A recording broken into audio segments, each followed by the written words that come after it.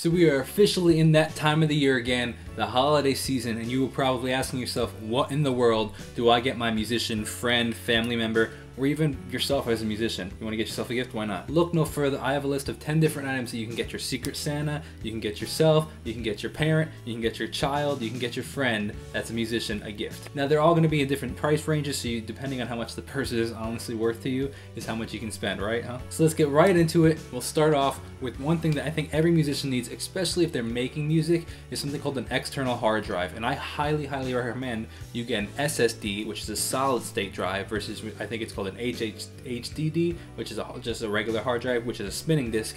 You don't want the spinning disk because if they drop it, it can break and they'll lose everything. Solid state drives, they're more expensive, but they're the way to go. I would definitely at least recommend at least 100 gigabytes. Number 2 is strip lights. Every single musician lately has been wanting to make their studio or their location where they record look even cooler, and strip lights are the way to do it. They're an incredibly affordable option. Like you can usually find them depending on how long you want to go.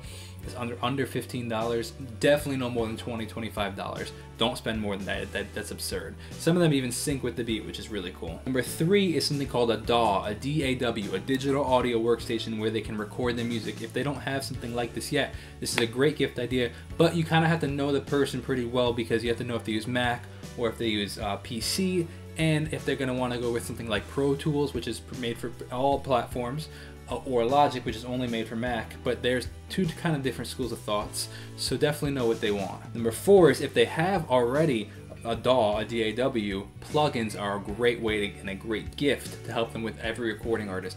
Plugins are these essentially little effects that they can use to make different sounds or adjust different sounds within the music, and every musician can't get their hands on enough plugins. We love them. They're like toys for us. Number 4 are studio speakers. These are great. I personally use JBLs, again not sponsored, but there's a bunch of different things out there. I believe they're KXRs, just a whole bunch of different things.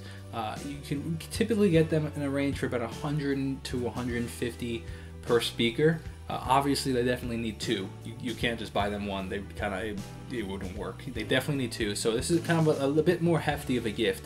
But studio speakers, and honestly if they have no studio speakers, anything that you get them is going to be an upgrade. But I would definitely go with powered speakers and speakers that don't come with a subwoofer, because most people aren't listening to music with a subwoofer. So if they start making music with a subwoofer, it's just going to totally like distort the actual sound, because most people aren't going to be hearing without it. It's just going to create problems that they don't want to deal with. Now on the opposite end, I would go with headphones. If they have monitors or they don't have anything at all, headphones are a great option.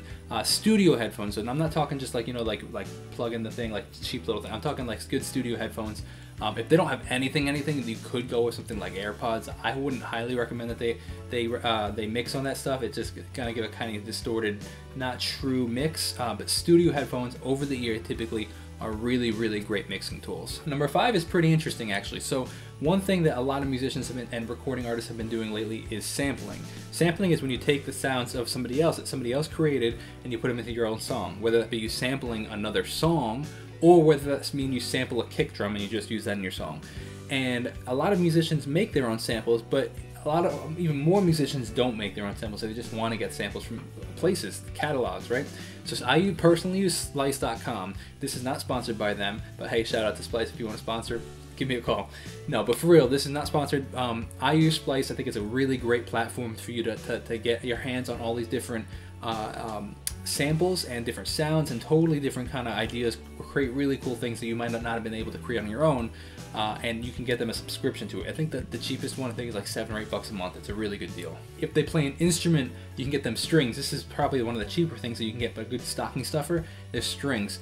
You kind of have to have a general idea of what they play: acoustic guitar, electric guitar, you know, ukulele, banjo, violin. You have to have a general idea, but they could always exchange the strings if they wanted to too, right? But definitely strings is a great thing because they're always going to need them, right? To be completely honest though, I wouldn't go with picks because musicians, especially guitarists, are typically a little more finicky about the picks, and they're super cheap that it's just gonna be like, oh, I don't really need any more, thank you, but no thanks. 2 more for you. The 9th one is an audio interface. An audio interface is what you're gonna use, what the musician is gonna use, the recording artist is gonna use to get their computer hooked up to their instruments, whether it be a microphone, whether it be a guitar, whether it be anything. They need something that converts their sound into digital stuff so that they can record it. So it's an audio interface. And that brings us to a final one, which is microphones. There's two different types of microphones. There's a condenser microphone, which is you typically use for recording. You can get them anywhere. I mean, for a beginner, 99 bucks. If you really want to break the bank, you can spend $500, $600, $700, $1,000. You could literally go up to like $10,000. So like, you got to find how much you want to spend and what's in your budget. But then on the other hand, we have live microphones, which a great one I highly recommend is the Shure SM58. Again, not sponsored by Shure, but this is the most popular style microphone out there, period, end of story. Most popular microphone is Shure. About $100. I think the beta version, which is the next level version, is $150. Definitely, hands down, not even a question, recommend this one. But that's about it. Hope you guys enjoy this. Hope you guys find something that you can give to your loved one or give yourself if you want to gift yourself. But I assume that if you're gifting yourself, you probably already know what you want, but you can give your stocking stuffer, your Secret Santa, or anything like that. Hope you guys enjoyed it. Let me know what you end up getting for your loved ones, and I'll see you guys next time. Peace out.